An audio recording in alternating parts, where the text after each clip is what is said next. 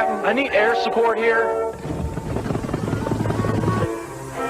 Heading 260, inbound, rear failure. Turn that off. Hey folks, it's Cloud Wolf, and I hope your day is going well, and thank you ever so much for watching my video. And today I'm here with a very special game for me, Army Men RTS. This game was my very first RTS game, and quite potentially my very first PC game of all time. I remember downloading it when I was really young after finding a demo of it online. I got it from this really shady CD key reselling website, I think, and to be honest, I am shocked to this day that my family computer did not get a virus from it. Or maybe it did. And I even remember this version worked perfectly, although the cutscenes didn't play. So when I found out years later on a prehistoric version of YouTube that there were cutscenes for this game, it absolutely blew my mind. This game is what started my RTS addiction. One, if you look at my Steam page, has been pretty crippling over the years. But I remember having a ton of fun playing this game, and it being incredibly difficult at times too. I remember only beating the game because I found out the cheat codes from a friend at summer camp, actually. So I thought for this video I would revisit one of the staple games of my childhood and see if it still holds up. So what is Army Men RTS? Well, if you can tell, it's an RTS game set in the Army Men universe. But for those of you unfamiliar with both of those terms, since they are honestly both kind of old right now, this is a strategy game in which you take control of green plastic soldiers that you may have played with as a kid or may have seen in the Toy Story movies, as they fight the Tan Army over control of a suburban American household. Quite literally, this game is Apocalypse Now meets Toy Story. And that premise is what really makes this game stand out. Battling through the yard as ladybugs and butterflies are presented as massive creatures in scale, and green lawns are dense forests and jungles. Helping innocent Lego people escape a war zone next to the family sofa, taking out a weapons development base, and energy sources all presented as household items is just so charming. For me, this game captures more than anything that feeling of being a kid.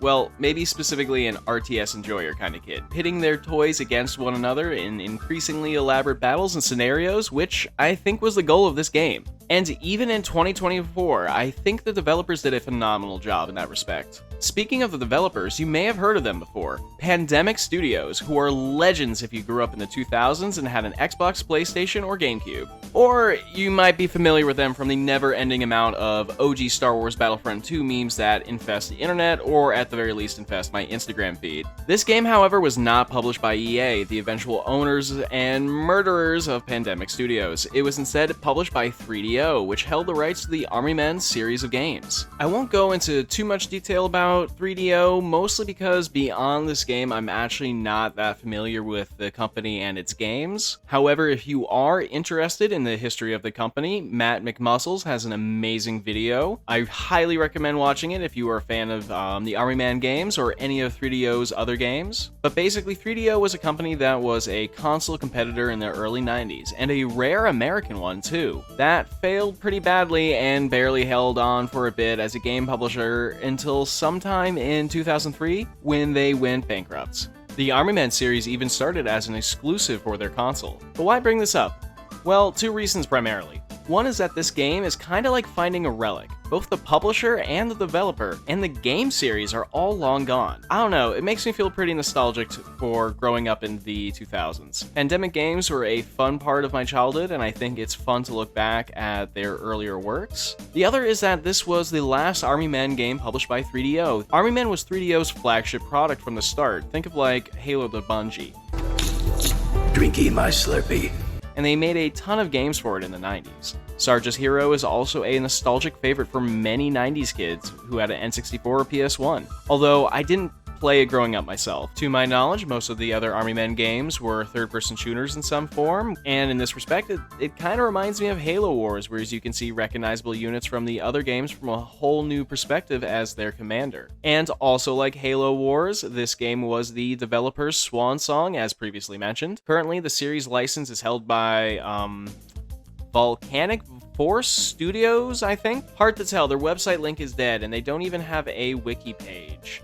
Also, their last published Army Men game was Army Men Strike Toy Wars, a mobile game from 2017. That's not looking good, with the last mainline release of an Army Men game for consoles being in, oh my goodness, 2008 for the Wii. Zoink Scoop, that's like 16 years. Like Zoink Scoop, those civilians were unarmed. But is Army Men RTS worth playing in the 2020s? Well, let's find out. Let's find out. I want to take a look at the game's graphics and gameplay before jumping into the campaign and just talking about my thoughts on this game in general. Both this game and this generation of 3D graphics are really appealing to me, but might not be the same for someone younger or someone who just didn't grow up in this era of gaming. But this game does lean into it a lot with its art style, so the harder edges and lower polygon counts make the game feel more cartoony than dated even now. Like, I love generals, but woof. Look at it! Look at it! Look at it! The creativity in the map design and unit design is also incredible. Seeing how everyday locations can become toy battlefields is honestly inspired. Even some of your units and bases look like repurposed household goods. The game even has a sandbox map set that is exclusively used for the tutorial, which is a really cool commitment on the developer side. Although I wish you could play in this map set without having to do the tutorial. The tutorial is really good though. It may have been what taught me to play RTS games originally too. That's actually something I've seen online quite a bit. Many people do consider this game to be a great way to introduce someone to the genre, and I see where they're coming from. The unit armies are completely mirrored between the different factions. There are only 3 major stats to be tracked: infantry, vehicle, and air, and the controls are both simple and still the standard for most modern RTS games too. But I do still have some issues with this game coming back to it now as an adult. This game is actually kinda tough, not gonna lie. Think that's hard? I'm just at tutorial level! That's the next level over there! I was playing on hard for my campaign, but a lot of the game's difficulty I found from the same place. It's poor balancing, but mostly it's god-awful pathfinding. Even though the units are identical, some units are kinda OP. Tanks and snipers come to mind, and choppers are a bit underwhelmed. But these issues pale in comparison to the game's awful pathfinding. I mean awful. I actually use this game as a benchmark for bad strategy game AI pathfinding because my goodness gracious, it is atrocious. Trying to get any somewhat larger squad to do anything in this game will result in a massive traffic jam. When your units run into another unit, it will freeze in place for a few seconds before trying to move again. Seems simple and rather polite actually, but if you have a larger group of units trying to move as an army, you quickly get traffic jams where one unit stops another, which stops another, which stops 2 more, etc, etc. Throw in that your units can come in larger shapes and move at different speeds, and the result is what should be a World War I style wave attack with tank support ends up looking like Rush Hour, with your soldiers lining up single file to be obliterated by the tan while the reserves are constantly doing this. After you. Oh, no, you first. I couldn't think of it. This is why I'm somewhat hesitant to say this could be a good beginner's game, as it's tough for not the right reasons. Based off what I've seen the AI do, this game is meant to be played with smaller squads of units being sent out, but smaller squads usually just end up being plastered by the defenses. You can build a death blob, but it will be slow and prone to attrition since your units will not work together. Take forever to get into position to fire, and have borderline suicidal AI, and will run off by themselves too, especially the harvesters. Oh my goodness. So, small squads can't overcome base defenses, and large armies are slow and very inefficient, and a major drain on resources, especially when resources become fewer and fewer further into the campaign. This is what I mean by the balancing being a bit borked. I ended up just using snipers and tanks because of their range and armor, basically gunning down defenses from afar, and you'll see that quite a bit in my campaign. Maybe it's different on lower difficulties, and I do appreciate the challenge, but when most of the challenge is just getting your units to do what you need them to do, it can get annoying quickly. On top of that, the enemy AI in this game is like barely there. Most of this game is its single player and bonus level aspects, but surprisingly, there are no skirmish options at all. Looking at the maps, it seems most of the base layout is pre-made, and bulldozers will only ever replace enemy buildings, never build new ones. I don't think this game could handle a skirmish mode, to be honest, which is weird because other RTS games at this time did. There was a multiplayer mode, but it was tied to GameSpy, a service I actually want to try and make a video on someday, you know, because I'm super old.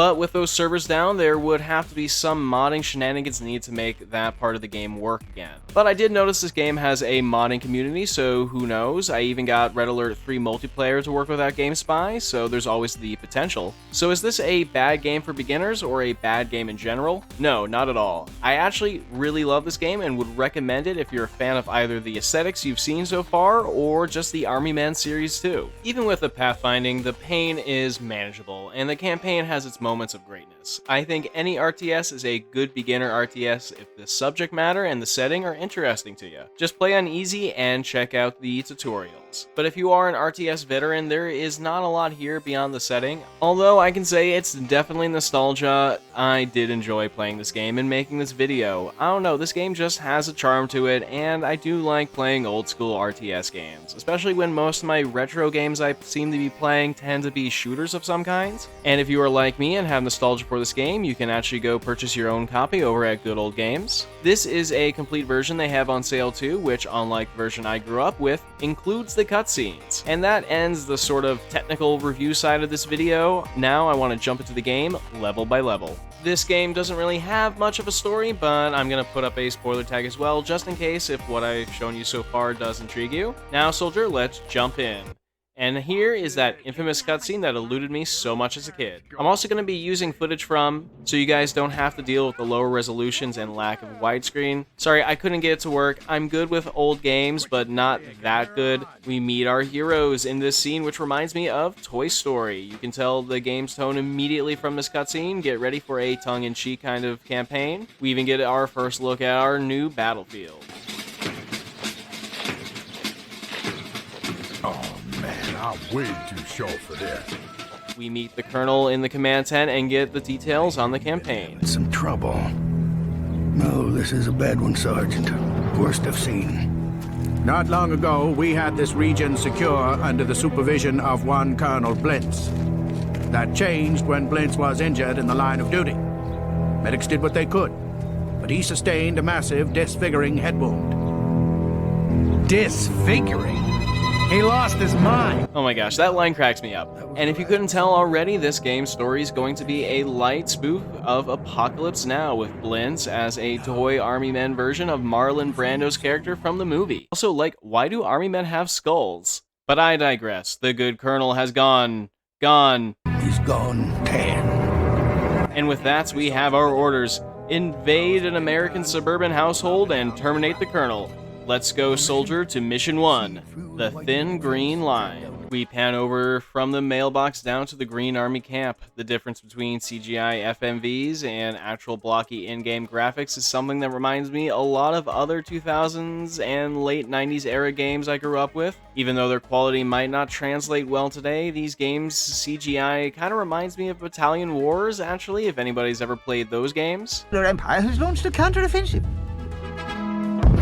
We get a rousing and somewhat serious speech from our hero Sarge. If anybody knows if this is a reference to a classic war movie, please let me know in the comments. And with that, we are off. Grunts are the basic infantry unit of the game. They're fairly weak, but the cheapest unit, and can hit basically anything. You'll start off with a squad of these guys, and if you played any RTS game, you know what to expect more or less. Click individual units or put them into groups. This game definitely came out during a very transitional time, though, in RTS design. You can tell from the UI quirks, like the build queue being on the right, like all early CNC games. You even get this squad bar at the bottom of the screen, which I haven't seen before in other games, which allows you to quick select and kind of get your squad's health info given to you. This mission is super easy. The only hard part is coming to grips with the pathfinding. I just find moving different groups of my green death blob to keep them from bunching up works the best. Just max out the barracks to produce as many grunts as possible. If you go to the right here, you can even find a power-up 2, which is part of each mission's side objectives you need to get to unlock additional levels. Use this attack damage boost and the grunt squads to blast through the tan defenses. Use the barrels as well to weaken fortifications and buildings, as well as any unit caught in the blast radius. And with that, we are on to mission 2,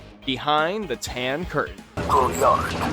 Your mission is to build a base and eliminate the tan presence in this area.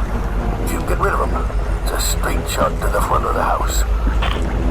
Mission 2 used to be my favorite as a kid, you know, because it was easy, but it's also the first look into the main style of gameplay you'll be seeing throughout the rest of the campaign and in the bonus levels as well. It's your standard RTS build a base, build an army, crush your enemy's base and army style of gameplay that we're probably all familiar with. As you can imagine, the setup is fairly basic here in Army Man RTS. You start off with your HQ, which can produce either harvesters, which can harvest either one of your two resources, plastic or electricity. Plastic builds everything, and electricity is useful for vehicles and later on radio man abilities. Then you also have your bulldozer, which works just like the one in Command & Conquer Generals. You can use that to build a resource depot, so you can start collecting some plastic and build up an army. And you can even start setting up your base defenses with these watchtowers. And if you line the watchtowers and these barbed wire posts up together, you can even get a little barbed wire fence going. Another cool aspect of this game, and I think it's what really sets it apart from other RTSs even now, is that if your building or your units get destroyed, they leave behind a certain percentage of plastic. This plastic can be reharvested by your harvesters and used to produce more units. Over time, as the main resources on the map begin to slowly drain,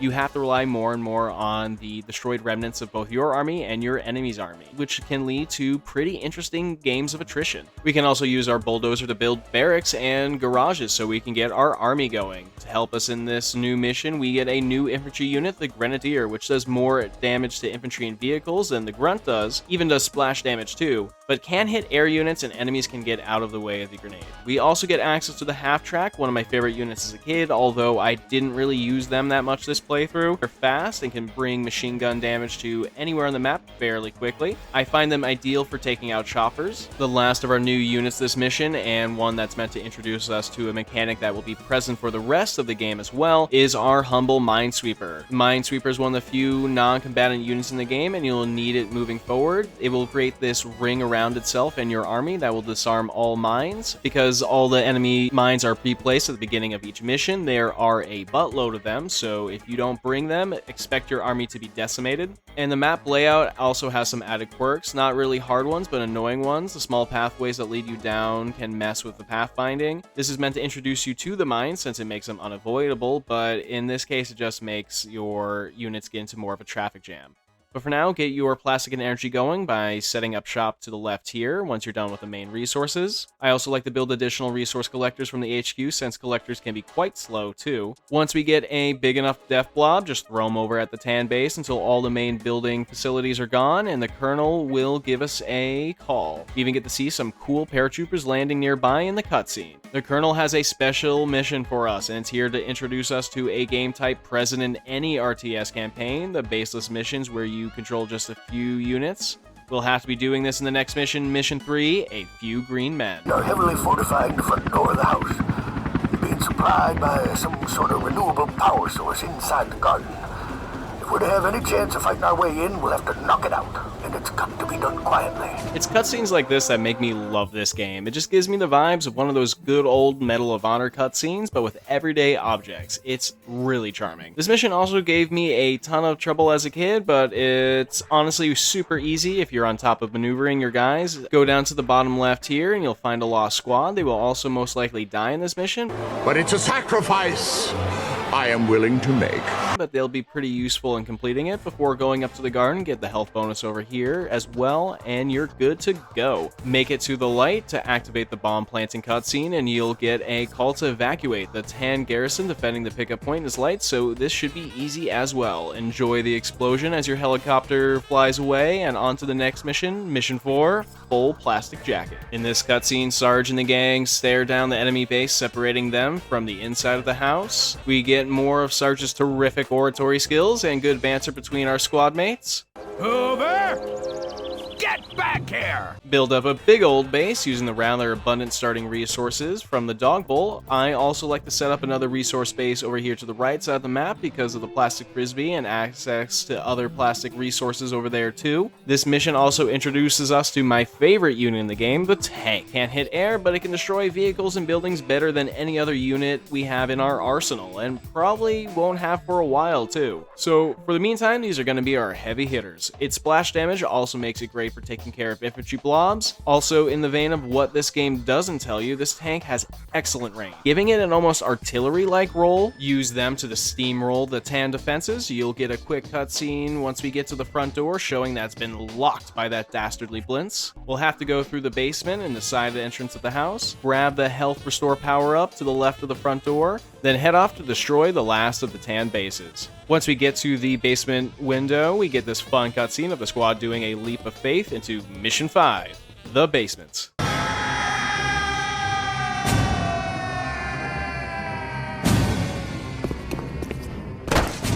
We're cut off. Gonna have to reach the top of the stairs before we can re-establish contact. Well, that shouldn't be too hard. The place is dead. Yep. Dead. This mission used to legitimately terrify me as a kid, although even back then I didn't have too much trouble beating it. I think it must have just been the spooky vibes. Although as an adult, I will say this is when the game starts to get a little bit tricky, way too long, and your squad will be swarmed by all sorts of nasty critters and insects. Your best bet is to honestly just try and book it and get through the level as quickly as possible. When you do have to fight ants, make little kill zones with Sarge and your sniper. These guys are your heavy hitters and will take out those ants almost instantly, keep them alive at any cost. Just keep moving as fast as you can until you hit the tan base defenses. There's also a time limit in this mission too, but it isn't really worth worrying about. Once at the defenses, you can either focus fire to get rid of the enemy one by overwhelming them with firepower, or just book it to the end. The mission ends when you reach the top of the stairs. And into Mission 6, Courage Under Groceries. We are going to have to act if we want to live in a different world.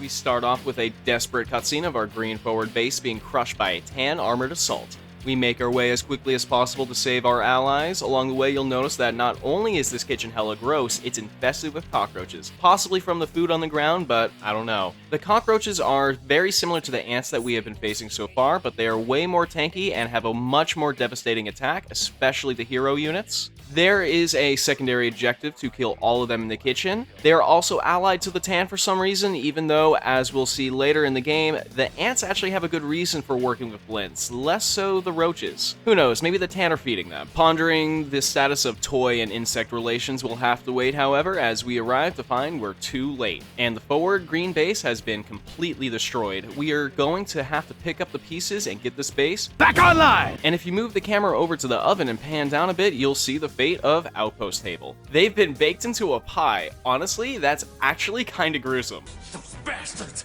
But a good enough reason to avenge them if I've ever seen one. We're going to have to destroy the Tan's 4 AA towers to beat the mission, and honestly, this is where the game starts to get a bit tough. The aforementioned pathfinding and weird balancing start to become more of a pain as well in this mission. Expect a lot of slogging through Tan defenses with larger armies, but some good old tanks and mortarmen should be enough to whittle down the enemy's defenses. I like to leave my main squad at the base, however, since Tan attacks are both frequent and super annoying. Another strat I like to use is the honestly kinda OP medic unit. OP for how low it is on the tech tree and being fairly cheap for a vehicle, but proper use of it is honestly necessary for beating this game. I like to keep 1 or 2 at the main base to beef up the guard towers and pillboxes. Also use the leftover plastic from failed enemy assaults to keep your war machine chugging.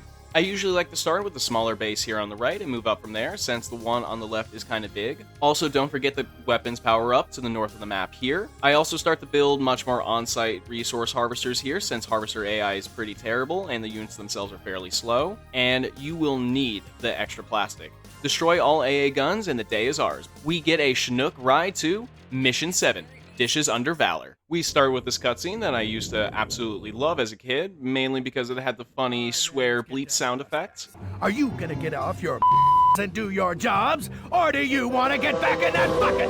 Now who's with me? I also love how the research facility was Rube Goldberg together out of kitchen appliances. Gave the game a good cartoony vibe, I feel. I used to imagine that the acid used later in the game for Blintz's acid turrets, sorry for the spoiler, came from this facility. Although it was probably done as a joke on destroy the research facility type missions in a lot of RTS games around this time. This mission also gave me a ton of trouble as a kid. It may have been here when I started using cheat codes all the time to beat the rest of the campaign. I was not very courageous nor competent as a gamer when I was younger. Also, if you want those cheat codes, you can find them here now, but we won't need them this time because we have my favorite unit in the game. The Sniper. Yeah, this boy is the MVP for me. Not only can he take down any infantry unit with 1 or 2 shots, he can do so from beyond their visual range. They fire and move kind of slow though, but smart positioning of a group of them is like having a Napoleonic firing line with rail guns. Any infantry, especially those caught up in the pathfinding issues, just get mulched, and they form a centerpiece of my strategy moving forward. Obviously though, they are high-value targets for tan vehicles since they are invulnerable to sniper fire, and because the snipers themselves have a very high plastic expense, so keep an eye on them and have them supported.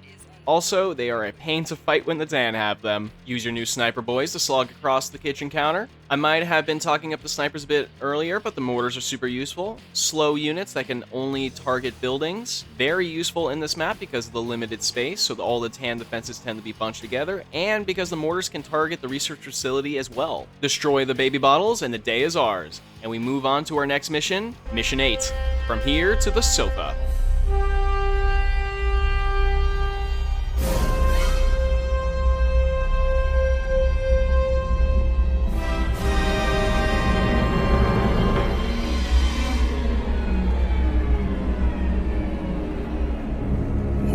Baby, that sure is something. I don't have to tell you what it's capable of. Unlimited electrical power. Limited power cables! Enough to raise an army. I actually kind of appreciate this person's living room. It makes me feel like less of a slob. And as an adult, I love seeing the PS2 for nostalgia's sake. And fun fact, if you played the GameCube version of Army Men RTS, you would get that instead. Although, I must say the PS2 does a much better job of imitating the monolith from 2001. I mean, look at it. PlayStation. I did enjoy this mission, especially since your starting position does kind of funnel the enemy into a bit of a kill zone. Also in this mission, you'll have to rescue your handy-dandy radio man who acts as your global ability summoner. Think of the Spirit of Fire from Halo Wars. Right now, he could just call in paratroopers, but they're one of my favorite units in the game. They're like machine gunners, who I didn't really talk about before. I don't really use them a lot. Good against mostly infantry and sometimes air. Paratroopers are a bit better though, because they don't have a setup time, but they might be a bit squishier. I also like to go up the right side of this map here and take out the ant bases to keep the ants from respawning, although that's not super necessary unless you want to get the secondary objectives. Once we smash the final tan base, we get to meet our nemesis Blintz face to face as he speaks to us through the console. I used to think as a kid that this line meant that he was aware that he was a toy and he was fighting against humans somehow, but now as an adult I realize it's just an Apocalypse Now reference. But I do love Sarge's response. I understand that you're a nutball. Is still one step ahead of us. He denies us the PS2 with an airstrike. Sarge is pissed, but we'll just have to make do without it. Nuts! Now we go from one of my favorite missions as a kid to one of my least favorite, Mission 9. Fistful of Plastic, or as a kid I called it Fistful of Anxiety. This was my most hated mission because it's essentially one long escort quest, but I've actually come to appreciate it now as an adult because it's relatively unique in the campaign, where most missions are just destroying the main objective. We stumble across a humble village of Lego villagers who are in hiding. How American of Sarge. We'll save you, if you have oil. I've had oil reserves. Oil? Excuse me 1 second. Operation Golden Eagle is a go. Just kidding.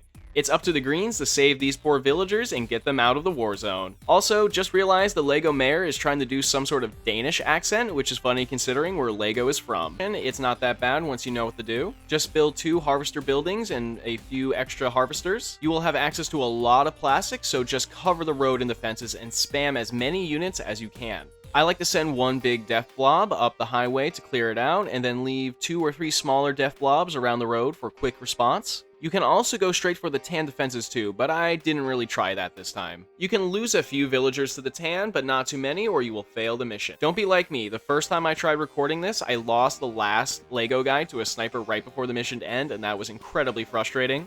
The tan are relentless. But lining the highway with as much firepower as the Korean DMZ, and you should be able to save the villagers and move on to Mission 10. Baths of Glory. The last of the baseless missions is frankly the easiest one too. Our boys are chased by a swarm of ants and we only have a few minutes to escape. Just stick to the right side and let Bullseye, Sarge, and Thick take out most of the enemy units. Keep an eye out for explosive barrels too.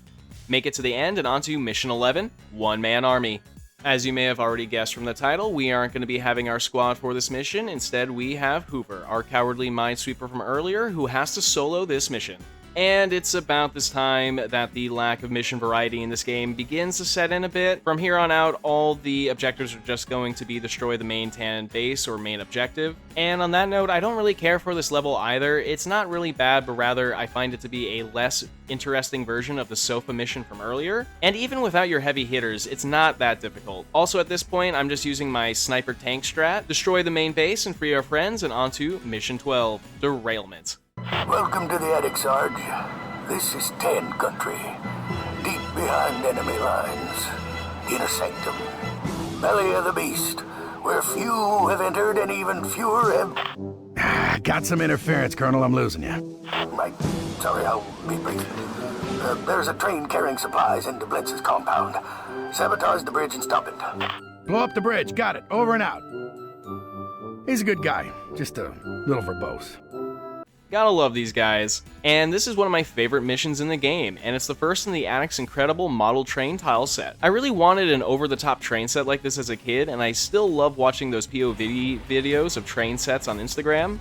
We have a good amount of starting electricity, but not a ton of plastic. To fit with the farmland aesthetic, we're going to have to find these plastic farm animals and destroy them to make up the bulk of our plastic needs in addition to the enemy's plastic. I like first go right and take out the small tan base near the train tunnel, then move northeast to the first farmhouse. This should give you enough plastic and electricity to move on to the main base. One tactic I do use is spread out my tanks so you have them cruise in unison. Doing this prevents them from bunching up and shows off their surprisingly high speed. Also, the fact that tanks can't hit air units can be kind of useful with the pathfinding, since you can have your infantry units focus on choppers and have your tanks continue attacking buildings or base defenses. Steamroll the enemy base, destroy the bridge, and enjoy the fireworks. And then we move on to Mission 13. Village of the Tan. We meet Vicky, who you might remember from Mission 5, where she makes a brief cameo in the end of mission cutscene. You also might recognize her from the other Army Men games, although, once again, I didn't really play any of those games growing up, so I didn't really know who this character was at first. I'm guessing, though, that she's probably a fan favorite. I'm hoping someone in the comments will fill me in on her backstory, though. She seems kind of cool. And in this game, she is a huge asset. She's basically another Sarge, and considering Sarge's busted stats in this game, it is incredibly handy having her as part of the squad. I just wished we got her a little bit earlier, honestly. Like, this far into the campaign, it would have been very handy having another Sarge type unit a couple missions back, but I digress. I generally love all the attic maps, but this is one of my favorite ones. In comparison to the other attic maps, it's much more detailed with this little town, roadways, and train station, but that detail also comes with a cost. It is much more of a pain to maneuver your army through. These diagonal roads just don't work with the tank AI for some reason. I like to go north immediately and grab this rare to find speed power up, then go to bottom left for additional resources. Get ready for a slog though, as there are a ton of tan at the train station with many layered defenses between you and the goal. By this point though, you should have your access to the two other radio man abilities. The first is honestly super quaint, the magnifying glass, this game's version of the low orbital ion cannon. It's cheap and recharges fairly quickly, but it's only really useful for destroying a single building at a time. My personal favorite of the radio abilities, however, is the bombing run ability, which we saw earlier when Blintz destroyed the PS2. As cute as the magnifying glass is, I never use it though. The bombing run can destroy so much more and has a bigger area of effect than you'd think. I use it to destroy the last building and then onto Mission 14, Scorched Turf. Also a fave of mine, even though it took me forever to finish this time, seriously, an hour and a half. You think it'd be tough, but it's more of just a slog than actually difficult. The good kind of slog, at least. One of those missions where the gameplay of this game really begins to shine. There are a lot of goodies and additional objectives in this map too, the biggest being the Queen Ant located north of your starting location on top of a hill of defenses. Freeing her by destroying the container will not only stop the ant attacks that we have been dealing with so far, but will also switch the ants over to your side. I used to both love and hate this growing up, since I wish you could have done it earlier in the campaign that had more benefits in the form of, cute little ant allies. but I realized that that would be far more difficult in terms of programming as an adult. Like, I see why they only gave you this option in the second to last mission. Even then, in true RTS video game fashion, once the ants switch sides, they are nowhere near as effective against the Tan as they were against us. I don't really think it's the AI either or stats differences when they switch sides. It's just that rather the Tan have a bunch of defensive emplacements and the ants are fairly weak against them if they're unsupported. I could have helped them out a bit more, but serving as a distraction first line defense against Tan squads attacking my base is useful enough. Besides, I'm not leaving victory to a bunch of darn bugs. The only good bug is a dead bug. You could fight your way all the way to the Queen, but I much rather cheese things a bit with the helicopter. I don't tend to use the helicopters in this game a lot. They're cool because they're the only flying unit in this game, which makes them great for flanking bases, chasing units, and doing recon. They're fairly fast and pack a decent punch, and they're also invulnerable to a few units as well, such as the Grenadiers and tanks. I just think they're kind of fragile for what I like to use them for. You need to upgrade your garage to get them as well, which if you are as resource starved as I am on hard in this campaign, then it's not normally worth the investment for me. However, as a fan of helicopter shenanigans in RTS games, see my Red Alert 3 Soviet video, I do have a soft spot for them. In this case, their ability to just fly over all terrain types will be critical. Build up your base, you have some plastic at your starting location, but go immediately left and you'll come across a squirt gun, one of the more plastic heavy resources in the game. I also like to clear out the bottom to secure the resources there too. There is also an astronaut figure to the middle left of the map that is also worth securing. Once you have enough resources for your chopper, build one and build a radio man. Build up the bombing run, and when it's ready, fly your chopper over the mountains and on the right side of the map. Get close to the container and use your radio man to call in a bombing run. It should only take one. You won't be able to get the health pickup this way unless you want to fight through all those defenses, but honestly, I'm just going to bypass them, save the electricity and plastic, and just get ready for another slog. I really do enjoy playing this mission. There's a really fun back and forth that you don't really see in a lot of the other campaign missions. You really do have to scramble for resources here too. The Tan have a ton of defenses reminiscent of World War I, which the actual map seems to be designed around. No wonder it took me so long. This is the mission where I really had to start keeping track of where my units were destroyed and where enemy leftover plastic could be found. I was scraping the bottom of the barrel, and even then, I was only just able to get by. But that's the fun part about this game, is like even after you run out of resources, you can expand all over the map or just find previous battles and see who can collect the most plastic before the other. Once fighting through the last of the Tan army in this area, we find the gate to Blintz's compound. Now there's nothing standing between us and this Marlon Brando wannabe. Now on to our last mission, Mission 15. Heart of Plastic, a reference to Heart of Darkness, a real-world book that recounted the many, and I mean many, messed up things the Belgians did in the Congo during the rule of Leopold II. This messed up real-world account was used as an inspiration for Apocalypse Now, which this game is a spoof of. But enough of that heavy stuff, let's get back to this 2000s-era kids game. This one is tough, not going to lie. The toxic turrets I mentioned earlier will mulch through any army you throw at them, and there isn't a ton of resources in this mission either to replace your units with. So make sure to systematically take out the Tan bases before you engage Blintz, as the Tan resource collectors will waste your resources if you aren't fast enough. You'll also be constantly attacked with higher level units like tanks and choppers. Pillboxes and AA are good, but remember to leave some bazooka or grunts to draw the Tan tanks into firing range. Otherwise, the Tan tanks can just snipe your defenses from afar. Wow, that's really annoying when someone else does that to you. Once you're set up, go up the middle section to the left or right. Both are good places to start out since they both have good plastic resources. Right has a toy robo assassin, the other one has VHS tapes. As long as you keep your main base defended well and are constantly searching out new plastic and electricity resources, you should be able to get a decent enough doom stack to take out Blintz. Although, like the Queen before him, it's best to take out that fat bastard with an airstrike. I also think mortars could work just as well this way, but I think my method's a bit quicker. Although it will take a few more bombing runs than the Queen's cage. After barely getting through this mission by the skin of our teeth, we have done it. The Green Army is victorious, and we have stopped the mad Colonel Blintz once and for all. And would you believe this is the first time I've beaten this game without cheats too? Yeah, I really was a wuss as a kid, but I'm happy y'all could enjoy this moment of childhood triumph with me. Watching Blintz run away after taking down so many of our good green men, it's some kind of cathartic. I also love that his hat is I think a pencil topper? God, I really love this game. And speaking of... The horror. The horror. Yes, pure catharsis. Now hurry up and get back to base.